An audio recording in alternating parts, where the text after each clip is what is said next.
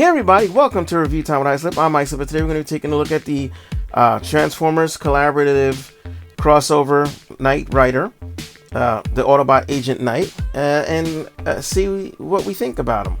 So here it is in the packaging, and the packaging is nice and very G1-esque. I love this. Tech spec and everything. Oh yeah, I am definitely loving it. You got the transformation at the top. Honestly, the transformation is not difficult. There are some parts that you do have to pay attention to, but we'll cross that bridge when we get there. So let's go ahead and get them out of the packaging. In the packaging, he comes in this little with this little cardboard cutout, which mimics the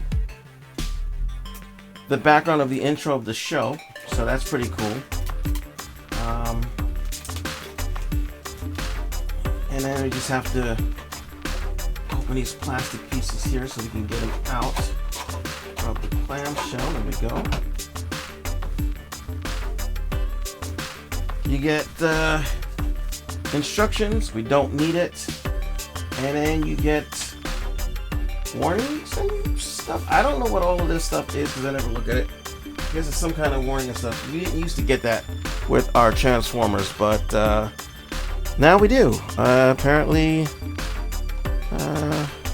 people don't know how to enjoy their figures without hurting themselves. And here we have the Knight Industries 2000 Knight Rider. Let me plug that back in. Go. We got more light. More light is always good. And it looks pretty good. It's not perfect. That piece down there, which for some reason it's blurry. Why are you blurry? Unblur. Focus. Let's see. There we go. It's got that big chunk underneath, which is not good looking at all, but it was kind of necessary. That's where the electronics are. You can see most of the robot underneath, and you see there's storage for the guns. I think you're supposed to turn your head the other way, but it's hard to get the head out the other way. There's not very much for you to grab onto to flip it out. I love how I love everything about this, because this, for the most part, with the exception of these transparent pieces that show all the robot bits, this pretty much looks almost one for one from the show. And of course, you got this button here that you will have to purchase. But I think it takes button cell batteries. It takes, I think, LR44s. So you press it and you got your lights and sounds. You got the whoosh whoosh thing here, which like it's hard to see it, but it does go side to side.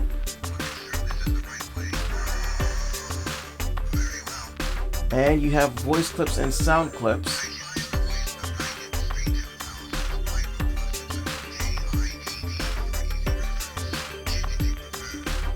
It's very tinny, unfortunately. And the guy that they got to play Kitt, he's hit or miss with the with how he sounds. And I don't know if that's more because of the quality of the speaker or if it's actually the person himself. Now, if you hold down the button for a few seconds, the lights stay on for a while. They go side to side. So if you want to, just have them, whoops. I mean, it's pretty bright. There's not really much I can do, but you can see that the light does go side to side. It actually looks way more impressive in real life. He also features, if you stop hitting my camera, it also features headlights. They don't light up, but it's nice that they're there. Come on. There you go. Headlights. The back is, it's not quite as detailed. Like, these should have lines across them, but it's still pretty darn nice. And you can get a Toy Hex label upgrade. Wow, that is a really powerful LED light. You can get Toy Hex labels for this if you want to. They'll darken up the windows. Now the windows weren't tinted in the show, but the show didn't have to contend with robot bits hanging out inside. And you can open the doors if you want to. You have to for the transformation, but it's just robot bits. However, if you have a figure, you can stand it right here and it'll look pretty cool. We'll go ahead and we'll put these down, and I guess we'll just go into actually we'll do size comparison. So he is really, in robot mode, he is really big. Not robot mode, well, in robot mode he's pretty big too, but in this mode he is pretty big. Here he is next to a deluxe size figure, which is this guy was the same price, I think, as this guy originally. So you can see he's out of scale with deluxe sized figures. Honestly, I couldn't find any of my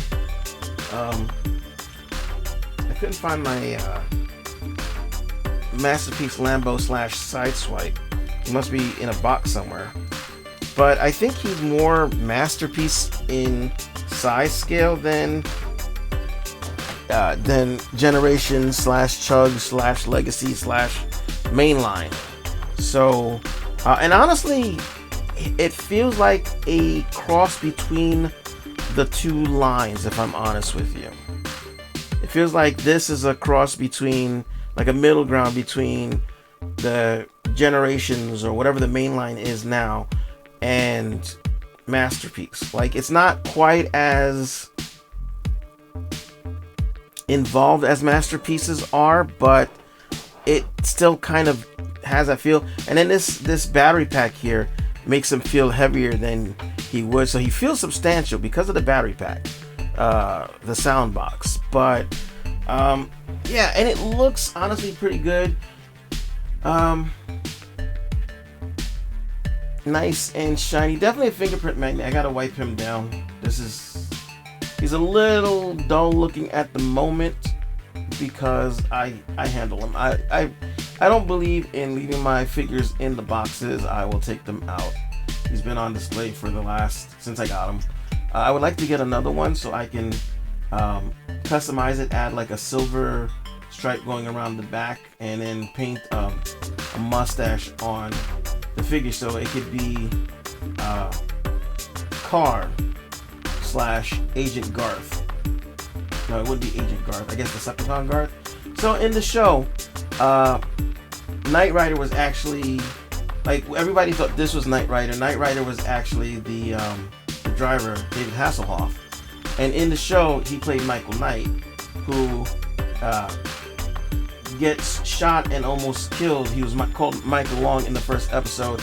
They reconstruct his face, bring him back, and have him join this agency as Michael Knight. And it turns out later that his face was reconstructed to look like the Knight Foundation's founder's child.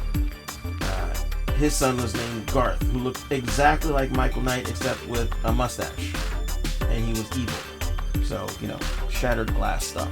So yeah, that would actually make a pretty good. This would actually make a pretty good Garth as well. So first thing we're going to do for the transformation is we're going to take these off, the weapons. We'll put them to the side for the moment. We'll go ahead and pop his arms up a little bit so we can open the doors.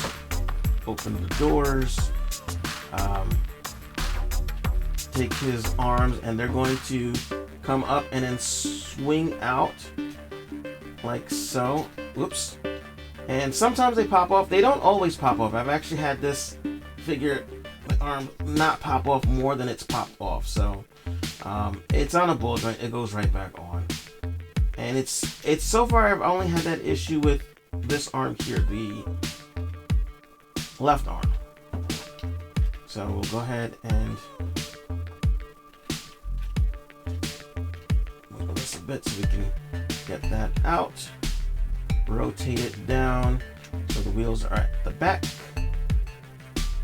And normally when I have these kind of figures, I like the wheels to be in the front. But for this figure, it makes sense that the wheels are in the back, and I'll explain once we get to robot mode why that is. So then you can bend this down a little bit. We're gonna just do that for the moment so we can get these bits here open and bring these bits down. Come on. Bring these bits down and around. Close these bits here, separate it, and then these bits will fold up to form the feet and then the toes. Feet and toes. He doesn't have heels. He doesn't have like the extending heels like most of the figures do, but that's fine because he doesn't need it. So we'll rotate this around here. And then what we're going to do is we are going to push this piece. Is it pushing? Whoops. I didn't mean to turn it on. We have to push this panel down right here. It's in there. It's in there really good. Oh, I was pushing it at the wrong side. Push it down that way so that we can bring the head up. And like I said, it's easier to grab if you have the head facing down because there's more to grab. So bring it up, bring this down. Actually, before we bring it down, let's get his head turned the right way. Okay, bring this down, and you have to collapse these down right here. These have to go all the way down as you're pushing this in so that everything clips in. If you don't do it just right,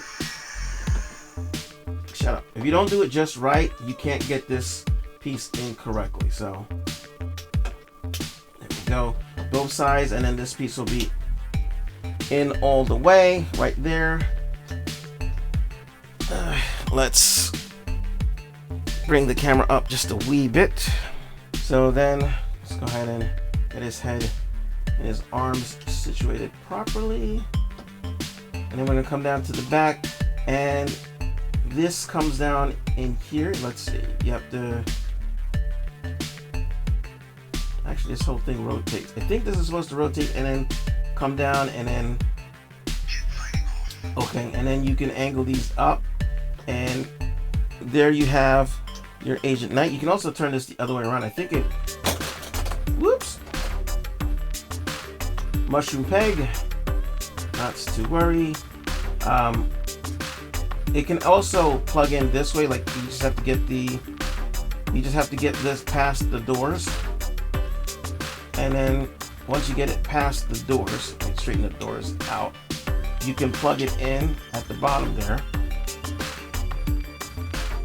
That plugs in, and then yeah, but you can plug it in, or you can just lean it down. Either which way, it doesn't matter. If you plug it in, it's going to be a little harder to get these door wings to go where they're supposed to go. Let's see. No, actually I'm wrong. You can plug it in and the door wings do what they're supposed to do. However, I don't like my door wings being open, and no, most people don't. I'm saying a lot, I don't mean to, sorry. So what I like to do is, we'll just get this back out again. Take these and rotate them around like this. Get them in as much as you can, and then bring this down, and it'll just sit right there. And there you have it. It's a bit of a wide thing, but it's much better than having the door wings out. Whoops, it's falling forward. And there you have your Agent Knight in robot mode, and he looks pretty nice. There's just too much light on him. There we go. He looks pretty nice. Now the gimmick here still works. You can press the button and the light still goes side to side. It still talks. But this more mimics Michael Knight now than Kitt. So the other mode was Kitt. This mode is more like he's got the jeans and I guess this would be black boots, or I don't know. His jeans are half black or whatever, but he's got the jeans. This would be his black leather jacket. This would be his helmet would be his hair. Let's bend him down like this. And sometimes he wore glasses, so I guess you could count that. I want to get a second kit so that I can see if I can take those glasses off, because I don't really like them. I would probably leave them on for Garth and put something in the back of the eyes to make them stand out, so they look like, you know, eyes instead of, you know, goggles. But this guy is pretty cool. He is pretty tall too. Okay, you sign off. Give me a second. I'm going to grab a figure for comparison. Here he is next to the Transformers crossovers, or what do you call it? Collaborative Back to the Future. Gigawatt or Gigawatt. Apparently, either way you say it, Giga is both correct. We'll go with.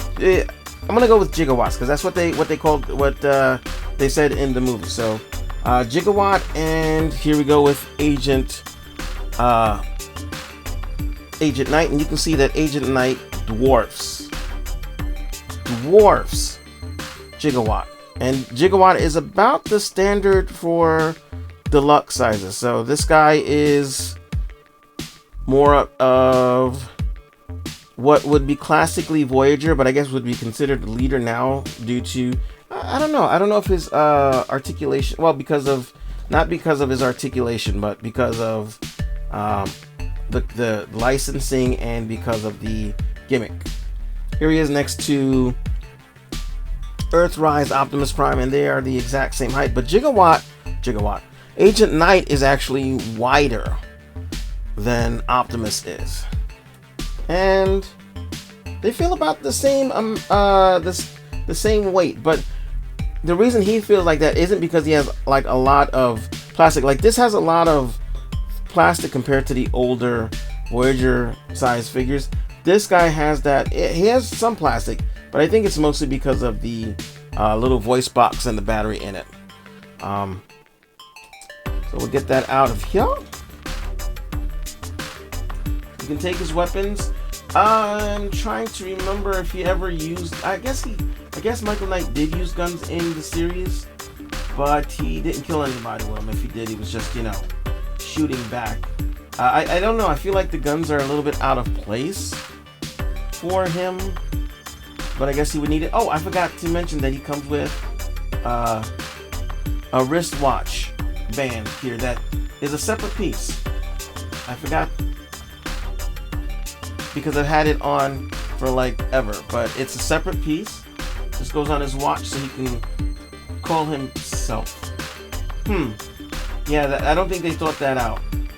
So in the series, Michael Knight had a wristwatch that he could use to communicate with Kitt and do other things as well, but mainly communicate with Kitt. I don't know if he ever used it to tell time though, if I'm honest with you. There we go. But he had it, and you can, you know, turn the arm and pretend that he is talking to Kitt on his wristwatch. So yay, there's that. And you can also lift up the headlights if that is what you choose. If you want to have him have that look, you can. Kind of looks like a frog that's missing teeth in the middle. So his articulation is as such. His head is on the little ball joint, so you can look up. Can't really look down. You can look left and right. Actually do a 360. His head wiggles side to side. His shoulders can go all the way. Can they go all the way out? Yes. No. They can go out about that far before they pop off of the ball joint. Ouch. Getting it back on is a pain in the butt. There we go. So, you can get him. You can get his arm out to about there. before you pop it off of the joint. Does a 360. It has a rotation at the bicep, I want to say. Yes, it does. It has a single bend at the elbow that gets you a little bit more than 90 degrees. The wrists are on a ball joint, so they wiggle waggle, and they both bend in. Now, I don't know why they both bend in, because you don't need it for transformation. I mean, I guess you can use it to pretend he's talking to Kit on the wristwatch, maybe. So yeah, I guess you can do that, but it's really not that cool, not that good. I'm hoping somebody will come out with replacement hands that have actual fingers. Waist rotates left and right. There is no bend. Legs do a full split. They go all the way out. Probably go further if these pieces weren't here. Let's see. Yeah, they would go way further up if the doors and stuff weren't in the back. There is a rotation at the thighs. It's on a mushroom peg. It bends 90 degrees, and the toes can go down. The foot can go down. The toes can also bend down, and then you have ankle rocker, but there's no rotation. And that's about it for Agent Knight here. So he's a pretty cool figure. I got him as soon as he was available on Big Bad Toy Store. I got him a month ago?